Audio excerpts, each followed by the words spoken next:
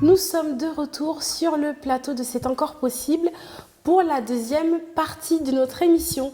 Donc dans la première partie, nous avons parlé de la restauration du ministère prophétique et j'ai comme invité aujourd'hui le pasteur Guilain Lunkunku. Merci encore pasteur d'être de retour sur le plateau de notre émission. Et c'est un plaisir d'être invité à cette émission. Vous nous avez vraiment bien éclairé sur ce qu'était le ministère prophétique hier. Et nous voulons donc pour clore ce sujet qui est vaste, mais pour continuer sur le même sujet, que vous puissiez encore nous éclairer sur la chose. Donc, pasteur, vous nous avez parlé hier de l'importance de restaurer le ministère prophétique aujourd'hui. Vous nous avez parlé de l'importance du ministère prophétique, de l'utilité du ministère prophétique. Et je pense que tous ceux qui nous ont regardés ont été vraiment éclairés par rapport à ça. C'est un thème qui peut paraître parfois flou pour certaines personnes. Et le fait que ce soit flou, malheureusement, permet que des choses qui n'ont rien à voir avec l'utilité première du ministère prophétique puissent se passer dans l'Église. Est-ce que vous pouvez nous parler, pasteur, nous dire comment évoluer, comment grandir dans le ministère prophétique aujourd'hui? Ah oui, ça c'est une très bonne question. Je pense que la première chose pour bien progresser dans cette dimension prophétique, c'est principalement aimer Jésus-Christ. Parce que je pense que hier, dans notre émission, assez largement, nous avons établi que le but pour lequel le Seigneur a créé l'univers, le ciel comme la terre, c'est le mariage de son Fils. Amen. Dans l'éternité, avant que le ciel, la terre soient là, le Tout-Puissant a promis à son Fils de lui donner une femme.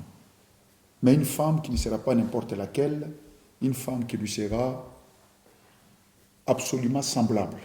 Une femme dans laquelle le Christ se reflèterait et dans laquelle le Christ sera reflété. Amen. Donc, cette affaire du mariage, et le mariage dans la Bible, c'est quoi? Dans le livre de la Genèse, au chapitre 2, le verset 24, il est écrit « L'homme quittera son père et sa mère, et il s'attachera à sa femme. Les deux deviendront une seule chair. » Quitter n'est qu'une condition. Devenir une seule chair n'est que la forme de quelque chose de plus important qui est central, c'est l'attachement.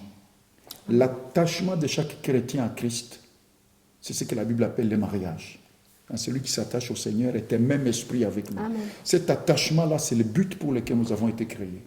Et il va même, pour un peu revenir à ce que nous avons dit, il s'avère même que, comme l'Écriture nous le montre, que l'univers actuel, le ciel et la terre actuels ont été créés uniquement pour cet événement-là. La Bible dit que le ciel et la terre actuels ont été créés par Jésus-Christ et pour Jésus-Christ.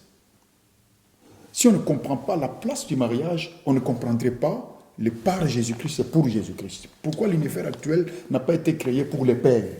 Pourquoi ça a été créé pour les fils? Tout ça est lié au but qui a provoqué l'origine de l'univers. Amen. C'est le mariage de Jésus-Christ. Avec l'Église. Oui, l'univers est une sorte d'échafaudage pour un projet. Et ce projet, c'est ce mariage de Jésus-Christ. Donc Dieu crée le ciel et la terre pour commencer le processus et sélectionner l'épouse de Jésus-Christ.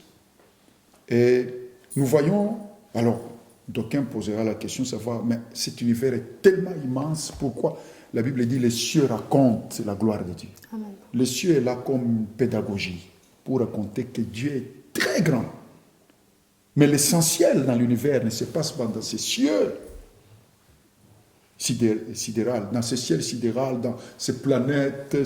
Les hommes aiment aller sonder très loin pour connaître les origines. Mais la Bible montre que c'est sur cette petite planète, la Terre, que se déroule le plus gros, l'essentiel du projet de Dieu. Dans la biosphère, cette couche de 20 km entre la Terre et le ciel, cette couche dans laquelle la vie humaine est possible. C'est dans cette biosphère-là que se déroule l'essentiel du projet magistral de Dieu. Parce que ce n'est que dans cette sphère-là que se prépare la femme du roi des rois, l'épouse du Seigneur des seigneurs. Il va de soi que Jésus-Christ n'est pas allé mourir sur notre planète. Il est venu verser son sang sur cette planète. Amen. Parce que son héritage se trouve sur cette planète. Son héritage, c'est sa femme, pas sa copine. Sa femme. Alors il va de soi que le Christ, pour cette femme, il est prêt à tout. Donc cet univers a été créé pour rendre possible ce mariage qui est l'événement majeur vers lequel tout tend. C'est pourquoi le livre d'Apocalypse, je disais hier, finit par un mariage de la même manière que la Bible s'ouvre par un mariage, ça finit par un mariage. Ce mariage, il est l'élément qui clôture l'histoire. Et la dernière page de notre Bible lance un cri. L'esprit et l'épouse disent « Viens ». Maranatha. C'est l'essentiel de toute la Bible. C'est que le Christ vienne s'unir avec sa femme. Le Christ vienne chercher sa femme. L'enlèvement n'a pas d'autre sens que ce moment de clôture de l'histoire, et l'histoire se clôture dans ce mariage de la même manière que l'histoire s'est ouverte par un mariage. Donc, quand on comprend ça, on est rentré dans l'essentiel. Donc l'essentiel c'est quoi? C'est l'amour de l'Église envers son Seigneur. L'Église qui est son épouse. Alors maintenant, aimer le Christ devient la chose essentielle. L'univers, parce qu'il a été créé pour ça, il n'aura plus de sens une fois que le mariage sera fait. Amen. C'est pourquoi la Bible dit cet univers, l'univers actuel, qui est de l'ordre de la dégradation, parce que ce n'est qu'un échafaudage, il passera avec fracas. Les éléments seront embrasés. À ce moment-là, la Bible dit Dieu créera de nouveaux cieux et une nouvelle terre. D'un autre ordre. L'univers actuel est de l'ordre de la préparation du mariage. C'est l'univers pour le Fils. Amen. C'est son héritage. La Bible dit que l'univers actuel, dans Hébreux 1, a été créé. Dieu a créé l'univers actuel par le Fils. C'est par le Fils que l'univers actuel a été créé. C'est un univers pour les affaires du Fils. C'est pourquoi le jugement dans la vie des hommes est au Fils, actuellement. C'est pourquoi tout ce qui n'est pas orienté vers le Fils a perdu le nord, comme on dit, a perdu la direction. Le Christ est le maître de cet univers. Il est le chef de toute dignité, de toute autorité, de toute puissance dans la vie actuelle. Parce que ça lui appartient, c'est à lui. La Bible dit, quand le mariage pour lequel tout ça a été créé aura lieu, alors le Fils remettra tout au Père et lui-même se soumettra au Père. Ça veut dire, avant ça, c'est lui qui gouverne les choses. Amen. Donc on comprend que le Christ n'est pas n'importe qui. Le Christ, c'est lui le maître de tout. Alléluia. Amen. Et ça, c'est important. Alors dès lors, quand on saisit ça, on saisit l'essence du ministère prophétique. On saisit le pourquoi du ministère prophétique, à quoi le ministère prophétique est destiné, à quoi le ministère prophétique est orienté. Et saisir cette science-là nous rend intelligents dans l'opération du ministère prophétique. Amen. Le ministère prophétique, en résumé, c'est jeter l'épouse de Jésus dans les bras de Jésus. Il faut que l'épouse reconnaisse son chéri et qu'elle trouve les élans vers son chéri. Et nous sommes à l'âge de ces grands amours entre Jésus et sa femme, entre Jésus-Christ et son Église. Et ça, c'est tellement important que si on ne saisit pas ça, beaucoup de pages de la Bible nous sont fermées. Pourquoi la Bible dit que 1 Corinthiens 1,9, Dieu nous a destinés à la communion de son Fils. La communion, c'est quoi? C'est le partage, l'association totale. Et la Bible dit Dieu nous a destinés à la communion avec son Fils. Et c'est très important de comprendre ça. Cet attachement avec le Fils est capital et très déterminant. Alors maintenant, donc cet amour-là entre l'Église et Jésus, c'est ça le but de la prophétie, pour enrichir davantage ce que nous nous sommes dit hier. Voilà. C'est cet amour-là. Mais or, pour aimer le Christ, on ne le voit pas physiquement. Il est invisible physiquement. Mais pourtant, toute notre existence, comme nous venons de le voir, c'est l'aimer. Parce que tout a été créé pour ces amours-là. Amen. Jésus est le chéri de l'Église. L'Église est la chérie de Jésus. Mais il faut donc les voir, il faut les connaître. Alors, on comprend Apocalypse 19, verset 10. L'esprit de la prophétie, c'est le témoignage de Jésus. Pour que je le connaisse, il faut qu'il me soit révélé. Amen. Et la Bible dit, c'est ça le but de la prophétie. C'est la révélation du Christ.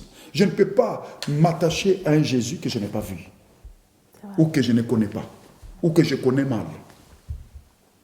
C'est plus il est révélé, parce que Jésus-Christ est tellement magnifique. C'est le plus beau d'entre tous les fils des hommes. Il est magnifique, il est beau. Pourquoi le Père lui-même, il appelle le Fils de son plaisir? Parce que quand Jésus bouge, même un petit doigt, c'est d'une noblesse extraordinaire. Amen. Ça fait le plaisir du Père.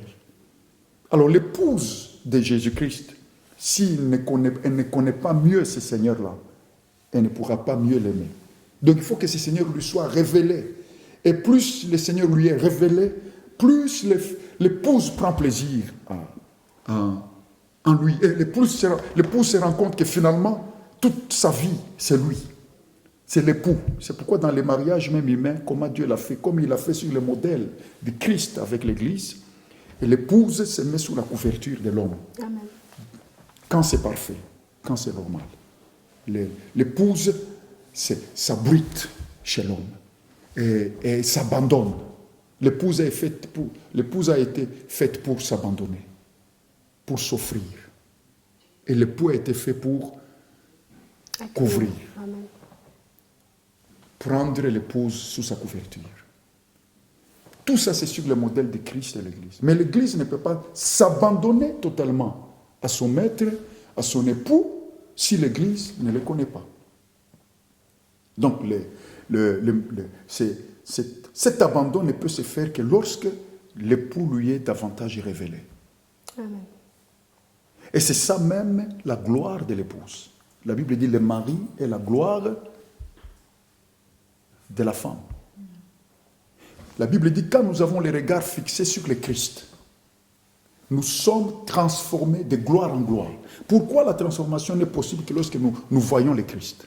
Parce qu'il est notre gloire. Amen. Finalement, c'est comme ça qu'on comprend que finalement l'éternité, c'est lui. La gloire à laquelle nous tendons, c'est Jésus.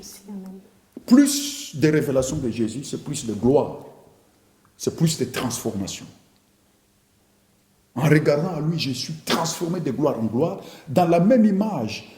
Cette image-là, c'est ça ma vraie gloire.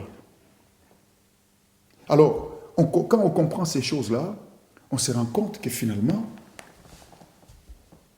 Jésus-Christ est notre rayonnement, notre gloire. La Bible dit que Dieu nous a prédestinés à être semblables à l'image de son Fils. Parce qu'il a promis à son Fils dans l'éternité que l'épouse que je te ferai sera exactement comme toi.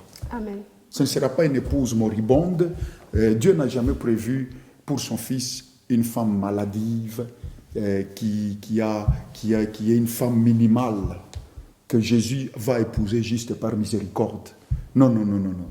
Jésus est miséricordieux, mais il épousera une femme qui a l'envergure, une femme qui est solide, une femme qui a écrasé le diable, une femme qui a vaincu les démons, une femme qui a tenu ferme contre les péchés, une femme qui a dit non aux convoitises du monde et aux convoitises de la chair, une femme qui n'a pas d'autre amant, une femme qui est attachée à Jésus, une femme solide.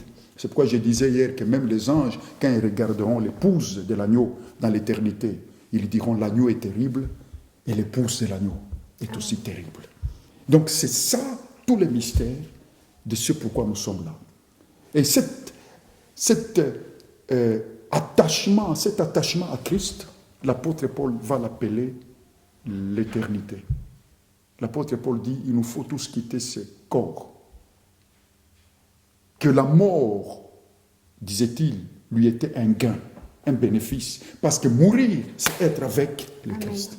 Ça veut dire être avec le Christ, c'est ça le but de la vie. Amen. Amen. C'est pourquoi nous sommes créés. Est-ce qu'on peut prier? Oui. Seigneur Jésus-Christ, nous prions, Seigneur, pour que cet amour et cet attachement, cette passion pour toi, emplissent ton Église sur toute la face de la terre. Et que nos amis qui nous suivent puissent, Seigneur, rentrer dans ces mouvements de t'aimer comme jamais auparavant. Nous savons que cette période est la période des grands amours avec toi. Tu vois, Jessica, le Seigneur m'a parlé il n'y a pas longtemps. C'était l'année passée au mois de janvier. J'étais en train de prier. Pendant longtemps, j'ai prié. Et puis le Seigneur me dit, tu sais, vous êtes dans l'âge des grands amours avec moi. Dans l'âge des passions. La fin du monde va correspondre à l'époque des grands amours avec le Seigneur. Et c'est l'âge des grands amours. Dans l'Apocalypse, il y a 2 femmes. On voit une femme vêtue de pourpre qui représente la grande Babylone. Il y aura aussi des grands amours avec l'attachement avec cette femme-là. La Bible dit que tous les rois de la terre se sont enivrés de son vin.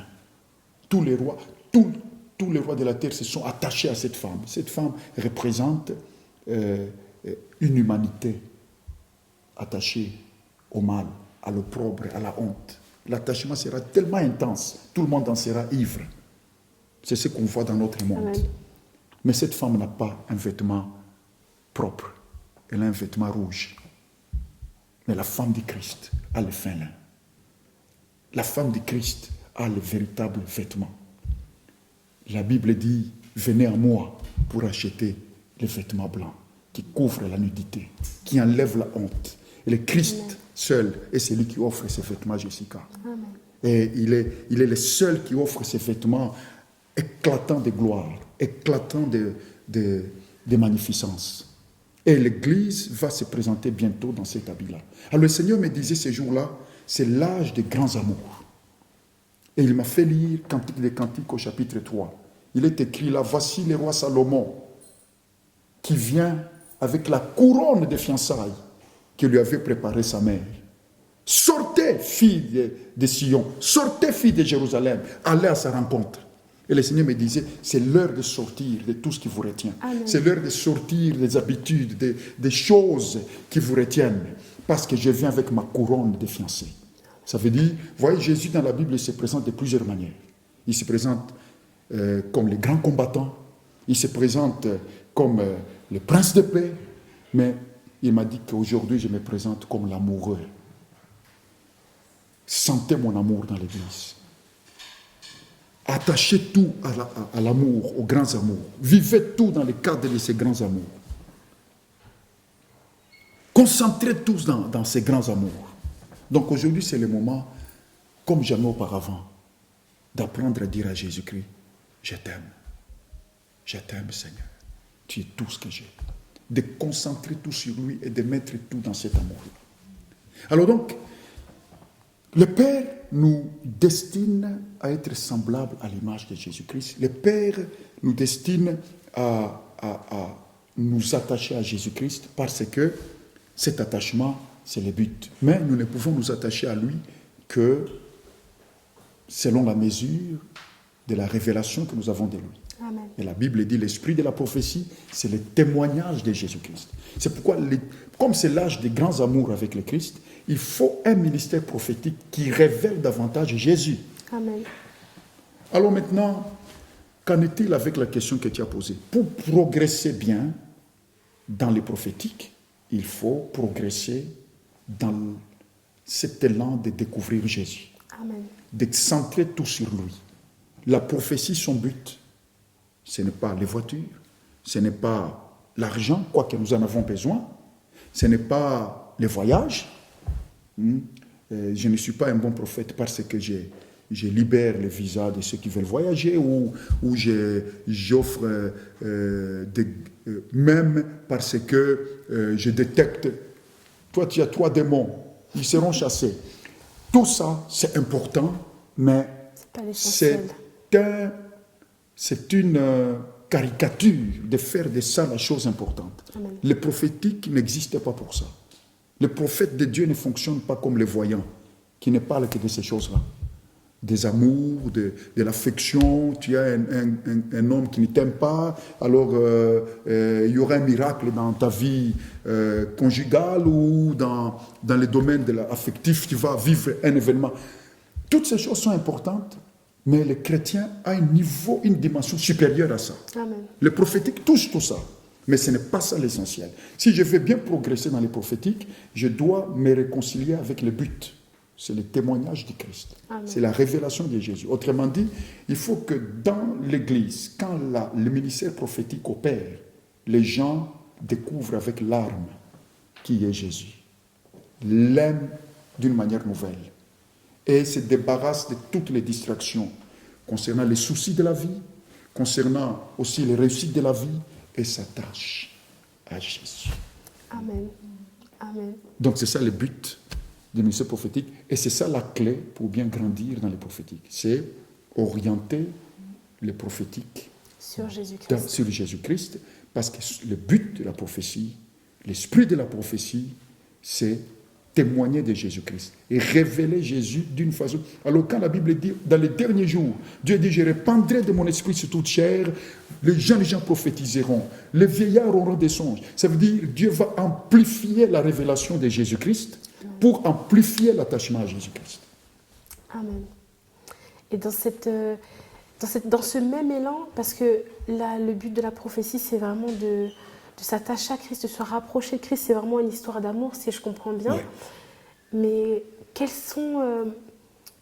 comment éviter, si c'est possible, comment éviter les dérives et quels sont les pièges à éviter justement? Parce que là, comme vous avez dit, pasteur, c'est vraiment important de connaître l'utilité et le but de la prophétie pour vraiment qu'elle puisse bénéficier au corps de Christ et bénéficier à ceux qui l'entendent.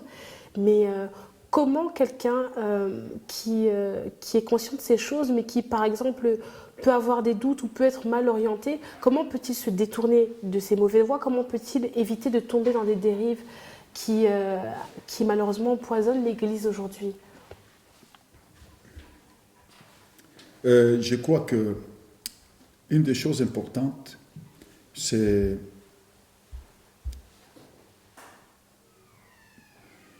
d'abord saisir l'importance de l'amitié avec Dieu. Le ministère prophétique est dangereux quand la personne qui l'exerce n'est pas dans une relation sincère avec Dieu. Amen. Donc, il faut d'abord, honnêtement, être sincère avec le Seigneur. Un jour, Dieu dit, avant de juger Sodome, il dit, cacherai-je à Abraham ce que je vais faire? Car sûrement, il va devenir le père d'une grande nation. Il va devenir grand. Il dit, à cause du fait que c'est sûr, c'est établi qu'il va devenir grand, je ne vais rien lui cacher.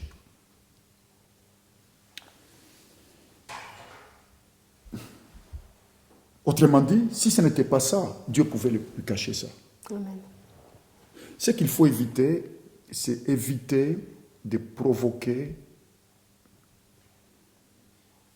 des révélations par soi-même quand Dieu nous cache,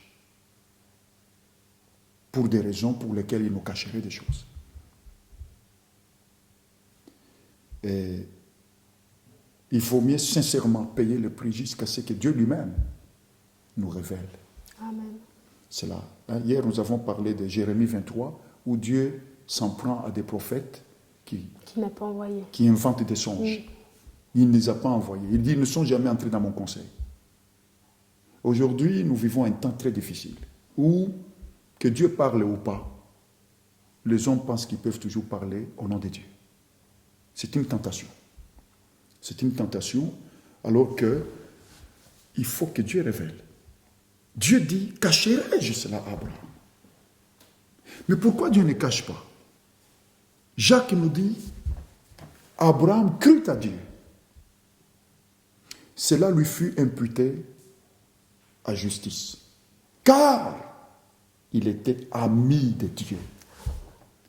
Le ministère prophétique est un ministère de personnes qui s'impliquent dans une amitié authentique avec Dieu. Amen.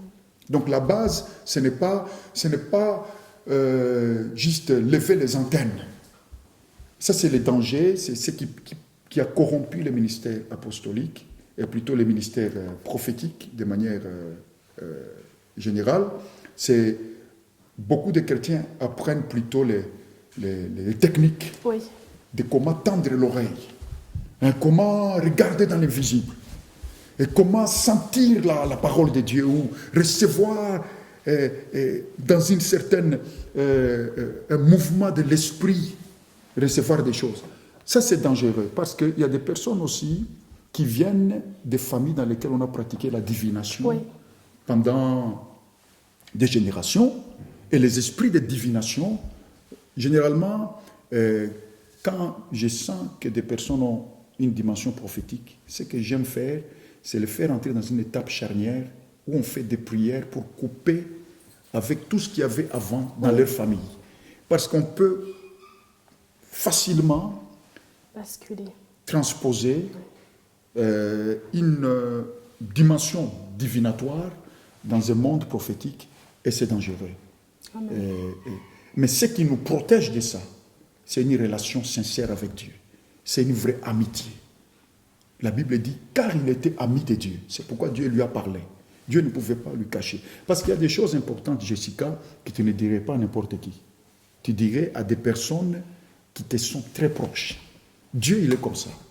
Il y a des choses qu'on ne dit pas à la grande place, qu'on ne dit pas à tout le monde. Amen. À cause de la valeur des choses et à cause de ce que les choses impliquent.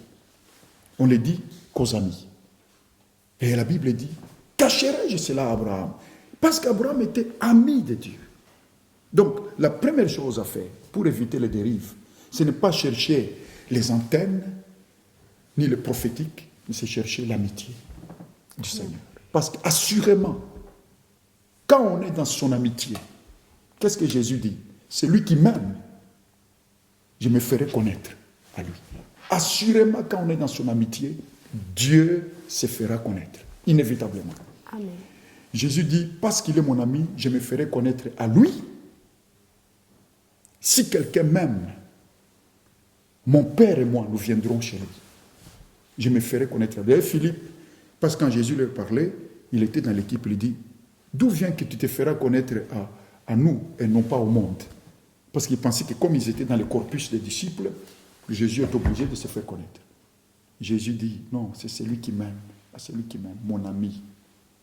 C'est celui qui m'aime, qui garde mes commandements. Ça, c'est une conséquence. À celui-là, je me ferai connaître. Donc l'amitié peut protéger profondément de la dérive, de la voie de l'erreur.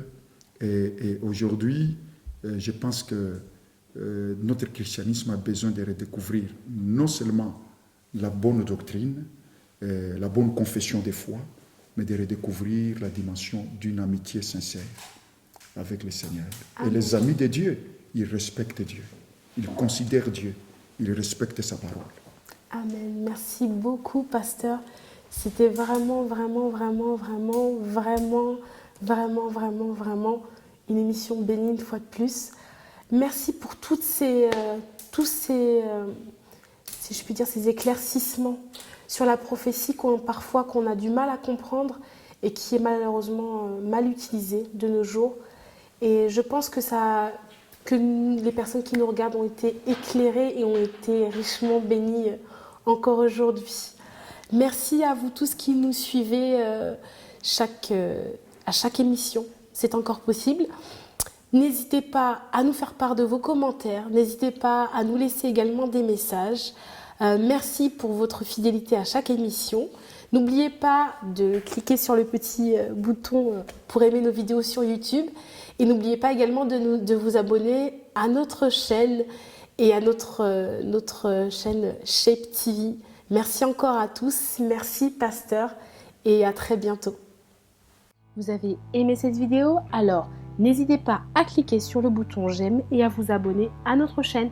Retrouvez-nous également sur le www.mpcmode.com. À très bientôt et que Dieu vous bénisse.